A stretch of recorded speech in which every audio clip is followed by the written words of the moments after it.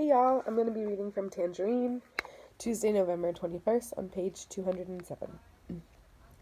We woke up this morning to unusually cold weather. I ate breakfast across from Dad at the round table. He was reading the sports section of the Times. I was on the verge of asking him, Dad, did you see Eric hit Tino in the face so hard that he nearly knocked him out? But I didn't. I couldn't. I had the words all picked out, but I couldn't say them. I sat there agonizing about it. Why couldn't I tell? I'd ratted out Tino at the carnival. Why couldn't I tell my own parents about Eric? What was wrong with me? What was wrong with all of us? Anyway, I didn't say a word to Dad. I didn't say anything to Mom on the ride in either. Tino and Teresa were both absent from school, so I didn't have to face them. Henry D. was there, but he and I managed to avoid each other all day. While I was waiting for Mom to pick me up, I thought briefly about asking her to help me, but try as I might, I couldn't think of any good that came from it. Even if she believed me completely, what could she do? Get Eric to issue a phony apology to Tino? That stuff doesn't play in Tangerine. Anyway, who's to say that she would do anything about Eric? She's never done anything about him before. So Mom and I rode out of Tangerine the same way we rode in silence. Mom has a lot on her mind these days, worrying about not only our home, but every other home in Lake Windsor Downs. Now that soccer season is over, I'm back accompanying her on her endless errands. This afternoon's first stop was out at our climate-controlled storage bin on Route 22. When we reached the storage place, Mom finally said, Hey, why doesn't Joey Costello come over anymore? Did you two have a fight? Yeah, I guess so. What was it about? A girl? No. Then what was it? I thought for a long time. I thought about Joey's attitude on the first day. I remember what he said about Teresa. I finally said, You're right. It was about a girl. Mom unlocked the garage-type door and waited for me to hoist it up for her. She went over to some boxes marked Winter, put her key down, and scanned the labels of them until she found one marked Sweaters, etc. She said, Here, give me a hand. I went over to the stack and lifted up the top two boxes so she could remove the third one. As Mom handed it over to me, she said, Do you smell that? There's insecticide in here, too. Yeah, that's life in Florida. Mom quickly headed back out into the fresh air. Tell me about it. I hate that smell. I lifted the Sweaters, etc. box onto my shoulder, stepped outside, and pulled the bin door down. It clicked and locked. Mom patted the pockets of her jeans. Oh, no! What? My key! My key is inside! They must have some way to let people in. Do they have a master key in the office? Mom looked shocked. I hope not. This is supposed to be our private space. They're never supposed to come in here. Then how would they get in to spray for bugs? Mom thought about that. They wouldn't. She snapped her fingers. Eric! Eric has a key. He can stop in here and get mine. We climbed back into the car. I said, Why does Eric have a key? I don't know, honey, because he asked for one. You can have one too if you want. I said, I don't need one. Where are we going now? I have to be at the high school at 4 o'clock. I have a meeting. I figured you could watch football team practice, okay? What's the meeting about? It's about Eric. I'm meeting with his guidance counselor. Yeah, why? What did he do? Do? Nothing, Paul. I mean, there's no incident that they called me about. Is that what you mean? Yes. Why? Why would you say that?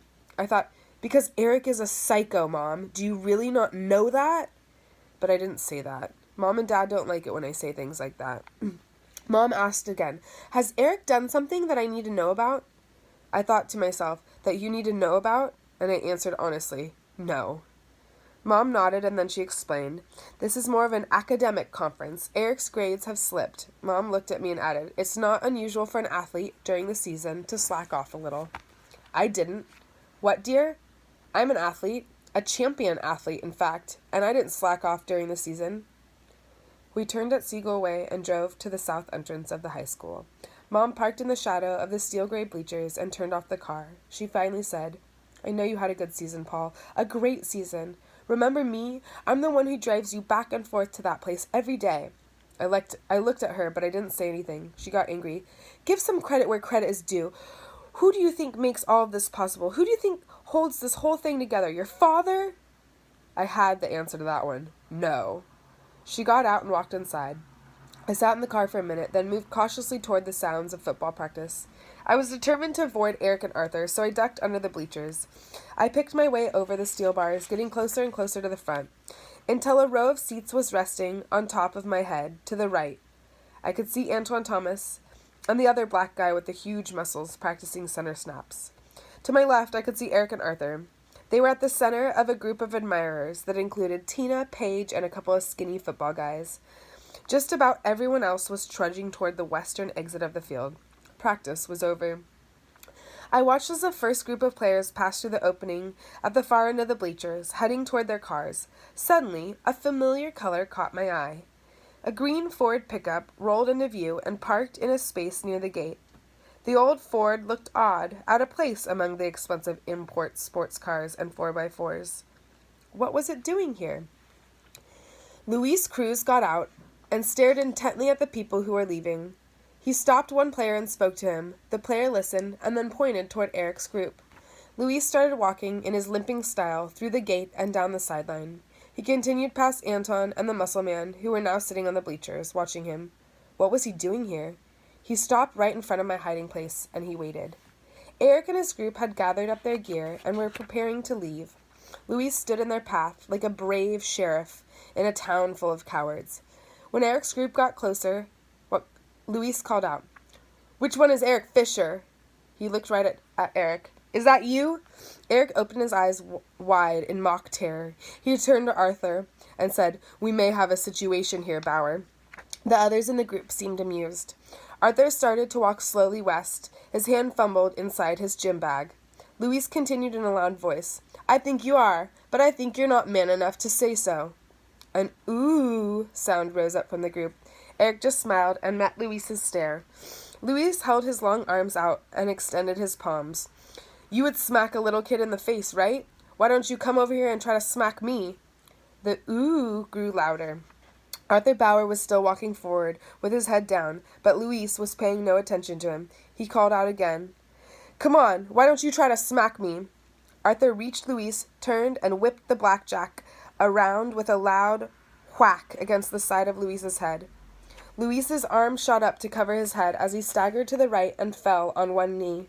Arthur stuck the blackjack back into his gym bag and continued walking as if nothing had happened. Eric walked quickly past Luis. He explained for the benefit of his group. "Arthur takes care of all my light work." Eric and the rest of them caught up with Arthur at the gate. I could see that they were laughing. Anton and the muscle man were not. They stood up. They walked out to Luis and examined the injury. From where I was, I couldn't see any blood. They helped Luis to his feet and talked to him for a few minutes. Then they walked with him to his truck. Luis seemed pretty steady. I remained frozen in my spot as he got back in the Ford and drove off. I don't know how much later it was when Mom came out from her conference and found me there. She called out, "Paul, are you playing under there? What are you doing, hiding?" I pulled myself together and picked my way back over the steel bars. We drove all the way home in silence, except for the one remark. Mom said, The conference went very well. The guidance counselor thinks this football stardom business has gone to Eric's head. She thinks he'll be better off once football season is over. And it is nearly over. Nearly over? In our family, it's never over. The dream lives 24 hours a day, 7 days a week, 12 months a year. The dream has 4 years at a big-time college ahead of it. And then who knows? Maybe the NFL. Thanks for coming by. Don't forget to like and subscribe.